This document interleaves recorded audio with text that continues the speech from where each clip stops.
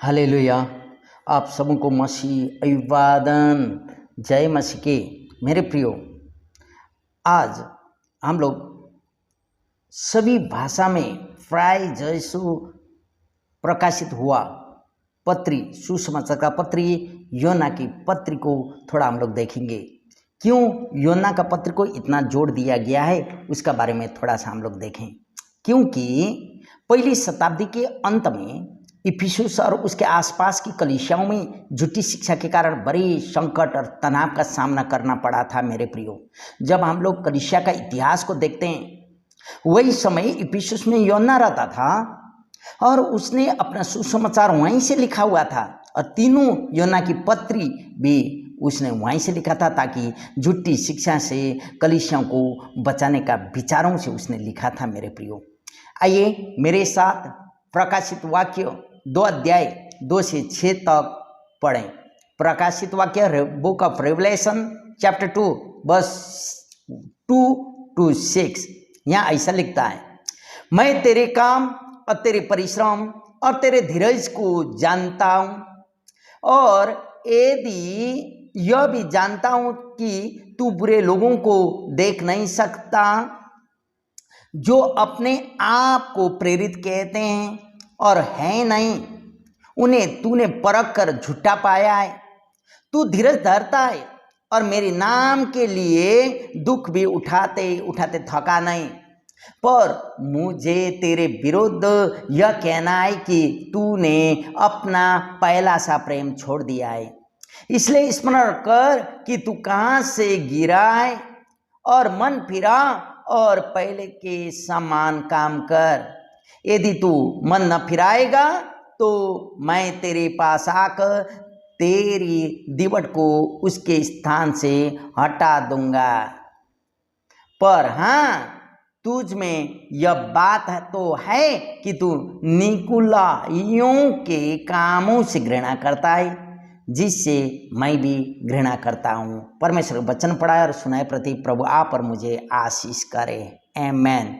मेरे प्रियो, मैं बोल चुका हूँ, पहला शताब्दी का अंत में इफिसुस और उसके आसपास में गलत शिक्षाएं या झूठी शिक्षाएं के कारण मंडली को बहुत तनाव और बहुत कष्ट सहना पड़ रहा था। लोग उद्धारकर्ता यीशु को छोड़ते हुए और वो लोग भटक गए थे, वो लोग दोधार में पड़ गए थे। वही समय योना यहाँ खड़ा होते हुए इफिसुस में रहते हुए इस पत्र को लिखता है। यदि आप पहला योना की पुस्तक 2 अध्याय 22 से लेके 4 अध्याय 2 से 3 तक पढ़ेंगे तो ये सारा बात आपको मालूम चलता है। क्योंकि इसलिए तो यहाँ बोलता कि मंडली का बारे में, वहाँ का कलीसियाओं का विषयों के बारे में। मंडली कौन है? आप और हमें। यहाँ बोलता तेरे काम, तेरा परिश्रम सब कुछ मैं जानता हूँ, तेरा धीरज को भी मैं जानता हूँ, बल्कि यहाँ लिखता है। लेकिन फिर बोलता पहला का जैसा प्रेम नहीं है। भड़काया, कौन भड़का रहा है? क्यों भटकना पड़ा? भड़काना क्यों पड़ा? आइए पहला योना की पुस्तक हम लोग देखें। योना पहला 2 अध्याय, फर्स्ट इपिस्टल जॉन चैप्टर 2 वर्स 22 हम लोग देखें यहाँ क्या बोलता है। 22 वर्ष में क्या बोलता है? 2 अध्याय का 22वां पद में यहाँ ऐसा बोलता है, झूठा कौन है? केवल वह जो यीशु के मसीह होने से इनकार करता है, और मसीह का विरोधी वही है जो पिता का और पुत्र का इनकार भी करता है। मेरे प्रियो, फिर इसी पहला योना 4 अध्याय 2 और 3 पद पढ़े तो, परमेश्वर का आत्मा तुम इस रीति से पहचान सकते हो, जो आत्मा मान लेती है कि यीशु मसीह शरीर में होकर आया है वह परमेश्वर की ओर से, और जो आत्मा यीशु को नहीं मानती वह परमेश्वर की ओर से नहीं, और वही तो मसीह के विरोधी की आत्मा है, जिसकी चर्चा तुम सुन चुके हो कि वह आने वाला है और वह भी जगत में है। हालेलुया। इफिसुस में आप जानते हैं सेरिन्थस नामक व्यक्ति के द्वारा गड़बड़ी फैलाया गया था। हम लोग पाते हैं सेरिन्थस नामक व्यक्ति के द्वारा ही गड़बड़ी कलीसिया में फैल गया, क्योंकि सेरिन्थस आत्मा और पदार्थ के संबंध में ज्ञानवादी विचारधारा का था। मेरे प्रियो, पवित्र आत्मा और पदार्थ में सांसारिक तौर से आने वाला चीज, ये ज्ञानवादी विचारधारा का होने के कारण गड़बड़ी आया। उसने यीशु को पवित्र और पदार्थों को अपवित्र समझकर यीशु मसीह एक ही समय में परमेश्वर और मनुष्य नहीं हो सकता बोल के उसने मंडली को सिखाया। आप जानते हैं यीशु मसीह तो पवित्र है, वो यही सोचता था। लेकिन ठीक है, यीशु मसीह पवित्र है तो जो मनुष्यों के रूप में आया वह अपवित्र वो ठानता था। तब ये गलत सिद्धांत, गलत शिक्षा वहां घुस गया। इस प्रकार कई प्रकार की गलत शिक्षाएं फैल गई मेरे प्रिय मंडली में। कुछ ने यीशु के ईश्वरत्व का इनकार किया तो कुछ लोगों ने उसके सच्चे मनुष्यत्वों को नहीं माना। कोई लोग बोल ही नहीं सकते थे, मान ही नहीं सकता। आज भी आप जानते हैं यहूदी लोग यीशु मसीह को परमेश्वर का पुत्र बोल के नहीं मानते। कई लोग उसको नाजिर के रूप में, एक प्रचारक के रूप, भविष्यवक्ता के रूप में मानते हैं। क्यों? ये विचारधारा वहां ऐसा हुआ था। बहुत से मसीहों को अपने उद्धार पर संदेह होने लगा। मेरे प्रियो, पहला शताब्दियों का कलीसिया में यीशु जो क्रूस पर मर गया था यह सही नहीं है। कोई लोग बोलते थे यीशु था तो काहे मरा, परमेश्वर का पुत्र था तो। लेकिन यदि उद्धार करता था तो क्यों क्रूस पर मरा, वो लोग बोलते थे ना। वही समय योना खड़े रखे यहाँ ये शिक्षा को कलीसिया को सिखा रहा है। मेरे प्रियो, यदि आप इसमें क्लियर होने चाहते हैं, आइए मेरे साथ सुसमाचार योना 20 अध्याय का हम लोग 31वां पद को पढ़ेंगे। परंतु वे इसलिए लिखे गए कि तुम विश्वास करो कि यीशु ही परमेश्वर का पुत्र मसीहा है और विश्वास करके उसके नाम से जीवन पाओ बोल के मैं लिखता हूं, बोलता है मेरे प्रियो। क्योंकि लोगों में अपना उद्धार का बारे में डाउट होने लगा था, शंका होने लगा था। उद्धार को समझाने के लिए उसने पहले अपने योना की सुसमाचार को लिखा। तब तो वो कहता तुम लोग विश्वास में बढ़ो बोल के मैंने लिखा है, बोलता। पहले योना 5:13 यदि आप पढ़ेंगे तो वहां भी आप पाएंगे क्या बोलता। 5:13 में यहाँ ऐसा बोलता, मैंने तुम्हें जो परमेश्वर के पुत्र के नाम पर विश्वास करते हो इसलिए लिखा है कि तुम जानो कि अनंत जुबान तुम्हारा है। ये कोई व्यवहार से, कोई कार्य से नहीं है बोल के योना यहाँ जोड़ देता है योना का पत्र में। मेरे प्रियो, अभी का समय में हम पाते हैं कि भिन्न भिन्न विचारधारा वाले मसीह लोग आप और मेरे पास में हैं।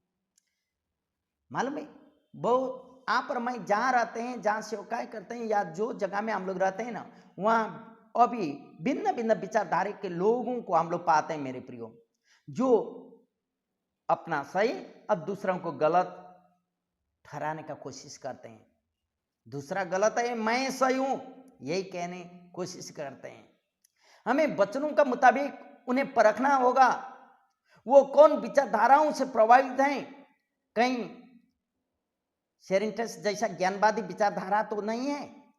यदि ज्ञानवादी विचारधारा है तो आप समझ लें मेरे प्रियो, कई ज्ञानवादी विचारधारा वही कहता है जो कहते हैं ना, दूसरों का कस्टम या संस्कार को अपना में संस्कृति के रूप में ले लेते हैं और अपना मसीह जीवन में पालन करने लगते हैं। होने के लिए वो कस्टम है या संस्कार है, उसको संस्कृति के रूप में अपना धर्म में ले लेते हैं, क्योंकि ये ज्ञानवादी विचारधारा है मेरे प्रियो।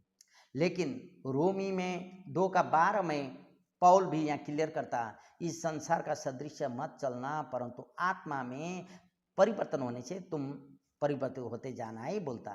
मेरे प्रियो, हम मसीह लोग धर्म को नहीं मानते हैं। हाँ, हम भी कहते हैं, हम भी जानते हैं। जैसे कि विदेशों में हिंदू धर्म को जीवन जीने का तरीका कहा जाता है।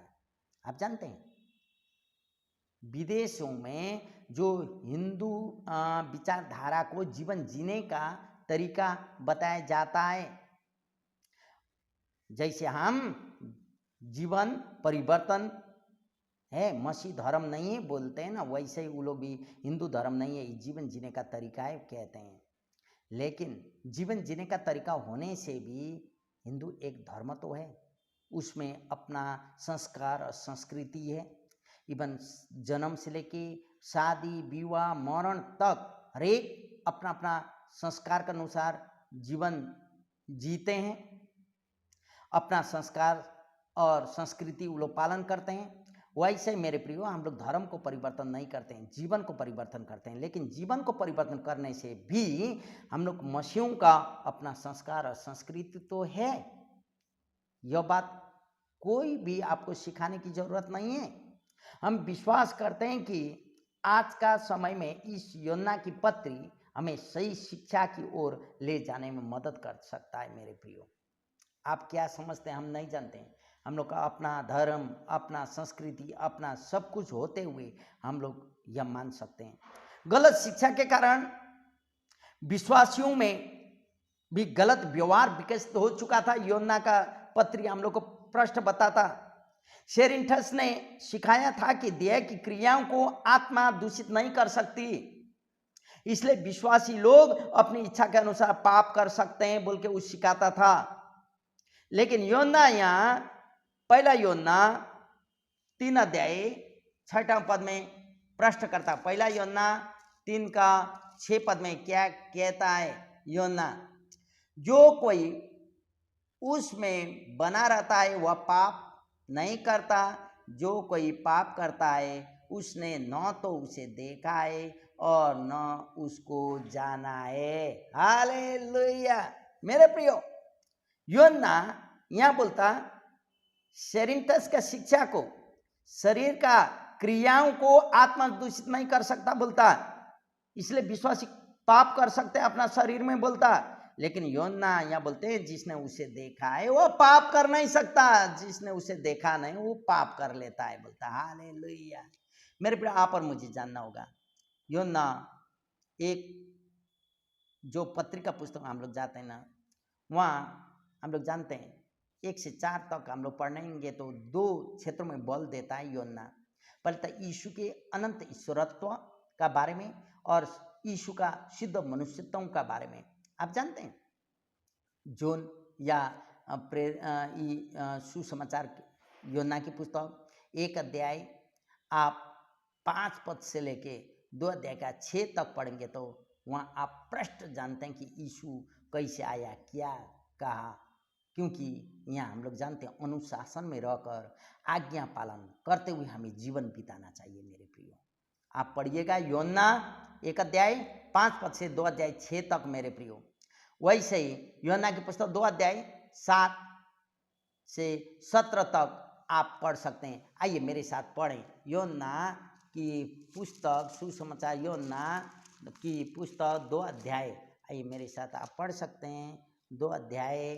हाँ, योना 2 अध्याय मेरे साथ पढ़ सकते हैं। हम लोग खोल रहे, आपको मिला था आप पहले पढ़ दें, क्योंकि 2 अध्याय 7 से आपको मिला तो पढ़ सकते हैं, नहीं मिला तो हम पढ़ रहे हैं। सुने, यहाँ ऐसा लिखता है, यीशु ने उससे कहा मटकों में पानी भर दो। उन्होंने उन्हें मुँह भर दिया। तब उसने उनसे कहा अब निकालकर भोज के प्रधान के पास ले जाओ, और वे ले गए। जब भोज के प्रधान ने वह पानी चखा जो दाखरस बन गया था और नहीं जानता था कि वह कहाँ से आया, परंतु जिन सेवकों ने पानी निकाला था वे जानते थे। तो भोज के प्रधान ने दूल्हे को बुलाकर उससे कहा, हर एक मनुष्य अपने अच्छा दाखरस देता है पहला, और जब लोग पीकर छक जाते हैं तब मध्यम देता है, परंतु तूने तो अच्छा दाखरस अब तक रख छोड़ा है।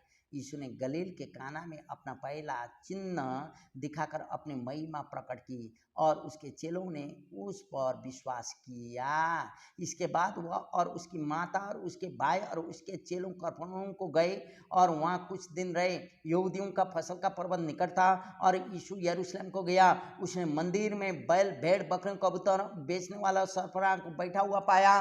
तब उसने रस्सियों का कूड़ा बनाकर सब भेड़ों और बैलों को मंदिर से निकाल दिया और सर्राफा के पैसे बिखेर दिए और पेड़ों को उलट दिया और कबूतर बेचने वालों से कहा, इन्हें यहाँ से ले जाओ, मेरे पिता के घर को व्यापार का घर मत बनाओ। तब उसके चेलों को स्मरण आया कि यह लिखा है, तेरे घर की धुन मुझे खा जाएगी। हालेलुया। मेरे प्रियो, हम लोग यहाँ जानते हैं आज्ञा मानकर परमेश्वर का लोगों को प्यार करना या सबसे प्यार करना ही मुख्य बातों को होता है। मेरे प्रियो, योना की पुस्तक में परमेश्वर को लोगों को समझना चाहिए कि जो लोग मसीह के विषय में गलत शिक्षा देते हैं ना और उन्हें पाप करने के लिए उकसाते रहते हैं, दोनों मसीह विरोधी हैं। आप जानते हैं योना का पुस्तक 2 अध्याय 18 पद से 29 तक पढ़ेंगे और 3 अध्याय 1 से 10 तक पढ़ेंगे तो आप पाते हैं। आइए योना की पुस्तक 3 अध्याय हम लोग पढ़ें। योना 3 अध्याय हम लोग पढ़ते हैं 1 से 10 तक। यहाँ क्या बोलते हैं? फरीसियों ने निकोदिमस का नाम एक मनुष्य, फरीसियों में निकोदिमस नाम का एक मनुष्य था जो यहूदियों का सरदार था। उसने रात को यीशु के पास आकर उससे कहा, हे रब्बी, हम जानते हैं कि तू परमेश्वर की ओर से गुरु होकर आया है, क्योंकि कोई इन चिन्हों को जो तू दिखाता है, यदि परमेश्वर उसके साथ न हो तो नहीं कर दिखा सकता। यीशु ने उससे उत्तर दिया, मैं तुझसे सच सच कहता हूँ, यदि कोई नए सिरे से जन्म न ले तो परमेश्वर का राज्य देख नहीं सकता। निकोदेमुस ने उससे कहा, मनुष्य जब बूढ़ा हो गया तो कैसे जन्म ले सकता है? क्या वह अपनी माता के गर्भ में दूसरी बार प्रवेश करके जन्म ले सकता है? इसने उत्तर दिया, मैं तुमसे सच सच कहता हूं, जब तक कोई मनुष्य जल और आत्मा से न जन्मे तो वह परमेश्वर के राज्य में प्रवेश नहीं कर सकता। क्योंकि जो शरीर से जन्मा है वह शरीर है और जो आत्मा से जन्मा है वह आत्मा है। अचंभा न कर कि मैंने तुझसे कहा, तुझे नए सिरे से जन्म लेना आवश्यकता है। हवा जिधर चाहती है उधर चलती है और तू उसका शब्द सुनता है, परंतु नहीं जानता कि वह कहाँ से आती और किधर को जाती है। जो कोई आत्मा से जन्मा है वह ऐसा ही है। निकोदेमुस ने उसको उत्तर दिया, वे बातें कैसे हो सकती है? यह सुनकर यीशु ने उससे कहा, तू इस्राएलियों का गुरु होकर भी क्या इन बातों को नहीं समझता? हालेलुया। मेरे प्रियो, हमें एक विश्वासी होने के कारण समझना चाहिए, लोगों को उत्साहित करना चाहिए, पाप छोड़ते हुए लोगों को एक दूसरा में प्रेम करना और दोनों में आगे बढ़ना चाहिए। पापों को करना छोड़ देना है, क्योंकि हम जानते हैं जो पाप करता है या पाप करने उकसाता है वो भी मसीह विरोधी है। जानिएगा ये बात। आप योना 2 का 18 से 29 तक पढ़ें। व्यक्ति के व्यवहार से और उसकी मसीहत की सच्चाई को परखा जा सकता है। आप लोगों का व्यवहार से, सुनिएगा फिर एक बार, आप लोगों का व्यवहार से उसकी मसीहत का सच्चाई को परख सकते हैं। योना 3 11 से 24 तक आप पढ़ेंगे तो वहां जानते हैं। योना 5 का 13 से 21 तक आप पढ़ेंगे तो गलतियों को दूर करते हुए लगातार प्रेम में बढ़ते रहने से हम विश्वास में बढ़ेंगे, ताकि हम विश्वास में बढ़ सकते हैं। योना का पत्र में वह विश्वासियों को चेतावनी देता है कि झूठी शिक्षा को कलीसिया में अवसर न देना। यदि कलीसिया में जगह झूठी शिक्षा को दे दी गई तो कलीसिया नष्ट हो जाती है, बोलता 5 अध्याय योना की पत्री, दूसरा पत्र में 5 से 13 तक आप पढ़ेंगे तो वहाँ पाएंगे। योना का मुख्य विषय झूठी शिक्षा से कलीसियाओं को बचाना और उद्धार में लोगों को बढ़ाना, उद्धार का बारे में प्रश्न करना था। मेरे प्रियो, आप जानते हैं योना जब उसको सजाएं दिया, उसके बाद उसने प्रकाश वाक्य में बहुत सारी लिखी, वो विषय को हम नहीं रख रहे हैं यहाँ, तो हम रख रहे हैं योना का पत्री, योना का जो सुसमाचार। क्यों लिखा था? क्योंकि उद्धार में लोगों को बढ़ाना और झूठी शिक्षा से बचाना। मेरे प्रियो, जब आप योना की पुस्तक पढ़ेंगे इस शिक्षा को पाएंगे और अपना जीवन में आप आगे बढ़ सकते हैं। प्रभु यीशु आप सबों को आशीष करे। नमस्कार। जय मसीह।